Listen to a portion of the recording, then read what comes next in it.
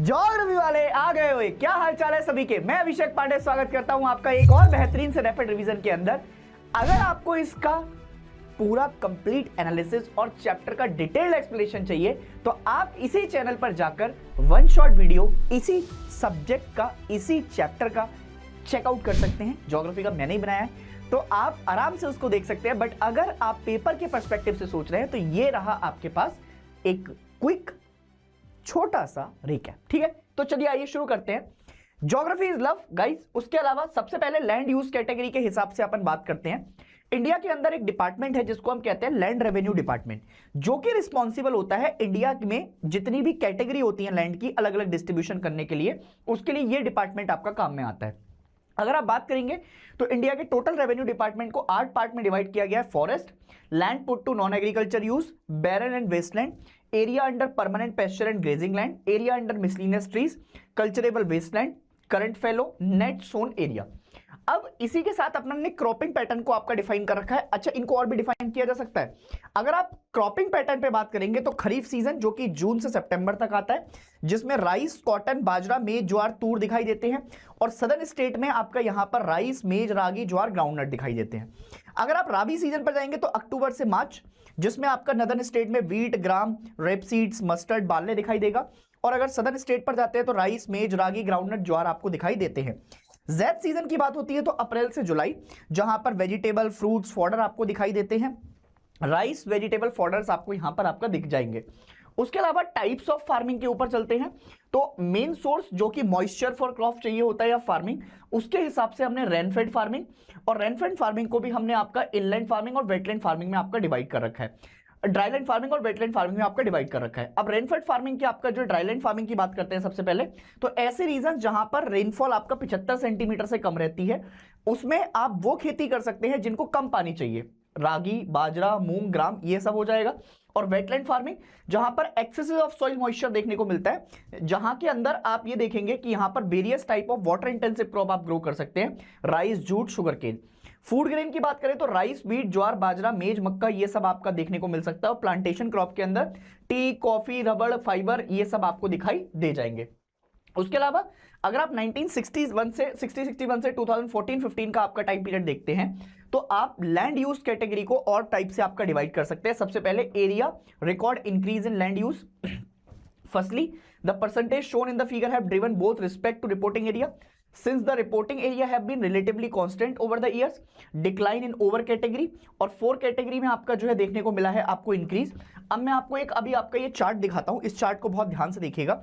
Forest में increase हुआ है, एरिया अंडर नॉन एग्रीकल्चर में इंक्रीज हुआ है। अगर बैरन और अनकल्चरेबल में बात करेंगे तो यहां पर डिक्रीज हुआ है। अगर परमानेंट पेस्चर में देखेंगे इंक्रीज है। एरिया अंडर मिसलिनियस ट्रीज पे आपका डिक्रीज है। कल्चरेबल में डिक्रीज है। उसके बाद फेलो अदर देन में आपका डिक्रीज है। करंट फेलो में इंक्रीज है और नेट सोन एरिया में भी इंक्रीज है। अब यहां से मैपिंग के कई सारे आपका क्वेश्चन बन सकते हैं। किस में सबसे ज्यादा आपका इंक्रीज देखने को मिला है, किस में सबसे ज्यादा डिक्रीज देखने को मिला है, तो ऐसे बहुत सारे क्वेश्चन आपका यहां से तैयार रहेंगे। अगर आप ओनरशिप के हिसाब से आपका देखते हैं तो लैंड को प्राइवेट लैंड और आपका जो है बेसिकली एक तरीके से आपका जो है गवर्नमेंट लैंड के हिसाब से या फिर कॉमन प्रॉपर्टी रिसोर्स के हिसाब से देखा जाता है। ऐसी लैंड जो कि सब इंसानों के लिए, सब लोगों के लिए, जो उस इलाके में रह रहे हैं उनके लिए अवेलेबल होती है और उससे वो फॉडर, लाइव स्टॉक, फ्यूल, ये सब आपका लेकर आते जाते हैं। इसको सीपीआर भी कहा जाता है। अगर आप देखेंगे तो composition of total culturable land का भी आपका एक चार्ट है आपके पास। कल्चरेबल वेस्टलैंड 1950-51 में आपका इतना था, धीरे धीरे कर आपका बीच में 51-51 में बढ़ा ही है। और 2014-15 में आपका परसेंटेज के हिसाब से अगर आप देखेंगे तो परसेंटेज के हिसाब से डिक्लाइन हुआ है। Fellow other than current fellow में अगर आप देखेंगे रिपोर्टिंग एरिया तो ये भी डिक्रीज हुआ है और उसके अलावा परसेंटेज भी कम हुई है। करंट फेलो में आप देखेंगे तो यहां पर इंक्रीज है और उसके साथ साथ आपका कल्चरेबल वाला आपका परसेंटेज बढ़ा है। नेट सोन एरिया आपका इंक्रीज हुआ है और इधर भी आपका इंक्रीज देखने को मिला है। इसका एक फॉर्मूला भी होता है, जब आपसे पूछा जाए क्रॉपिंग इंटेंसिटी इन परसेंटेज तो GCA divided by NSA net sown area into 100 और जीसीए ग्रॉस क्रॉप्ड एरिया और NSA net sown area into 100 कर देंगे तो यहां से आपका क्रॉपिंग इंटेंसिटी निकल कर आ जाएगी। इरिगेटेड फार्मिंग जो मेन सोर्स ऑफ मॉइस्चर होते हैं, ये मैंने आपको अभी बताया। रेनफेड को बर्नी भी कहा जाता है, main source of moisture for farming and rainfall. 2 type of dryland farming and wetland farming, ये दोनों मैं आपको समझा चुका हूं अभी, ठीक है। उसके अलावा ये सीजन आपका जो है अपन ने आपका देख लिया। उसके अलावा फूड ग्रेन्स पर आते हैं तो ये एग्रीकल्चर की इकोनॉमी के लिए आपका बहुत इंपॉर्टेंट होते हैं, 2/3 आपका यही देखे जाते हैं। सीरियल्स के हिसाब से इंडिया नंबर 3rd पर है, चाइना यूएसए के बाद। इंडिया प्रोडक्शन आपका 11% हमको देखने को मिलता है। मोस्ट इंपॉर्टेंट फूड क्रॉप है आपका राइस इंडिया के अंदर, लगभग आपका जो है बेसिकली प्रोडक्शन वाइज 22%, चाइना के बाद हम देखने को मिलते हैं। वेस्ट बंगाल आपका मेजर प्रोडक्शन है। वीट में देखेंगे तो यूपी आपका टॉप करता है इंडिया के अंदर, लगभग 12% का आपका शेयर है, cultivated of 14% of total crop area. 85% of this area comes under Indo Gangetic plain, Malwa plateau और हिमालयास के बीच में आपका देखा जाता है। ज्यादातर आपका जो है बेसिकली जहां पर पानी अच्छा मिलेगा वहां पर आपका हम ये खेती कर सकते हैं। अगर आप और क्रॉप्स की बात करेंगे तो कोर्स ग्रेन में चले जाएंगे, ज्वार देखने को मिलता है लगभग 5.3% of total crop area. Maharashtra basically आपका लार्जेस्ट प्रोड्यूसर देखने को मिल जाता है। बाजरा में भी 5.2% ऑफ टोटल क्रॉप एरिया। बाजरा में भी आपका जो है बेसिकली चलेंगे तो लीडिंग प्रोड्यूसर में महाराष्ट्र, गुजरात, उत्तर प्रदेश, राजस्थान जैसी जगह दिखाई देती है। मेज आपका 3.6% ऑफ टोटल क्रॉप एरिया। उसके अलावा नो पर्टिकुलर रीजन अंडर मेज। अगर आप देखेंगे ध्यान से तो लीडिंग प्रोड्यूसर आपका इसके अंदर मध्य प्रदेश, आंध्र प्रदेश, तेलंगाना वाली स्टेट्स आपका दिख जाएंगी।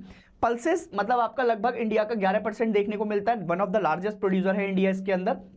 और पल्सेस इनको लेग्यूम क्रॉप्स भी कहते हैं क्योंकि ये सॉइल की फर्टिलिटी वगैरह को भी आपका सेटल करने में काम करती हैं। ग्राम्स में आपका जाएंगे 2.8% ऑफ टोटल क्रॉप एरिया। इलाके देखेंगे मध्य प्रदेश, उत्तर प्रदेश, महाराष्ट्र, आंध्र प्रदेश वगैरह दिख जाएंगे। तूर दाल, अरहर दाल में आपका जो है 2% ग्रोन देखते हैं हम इसके हिसाब से।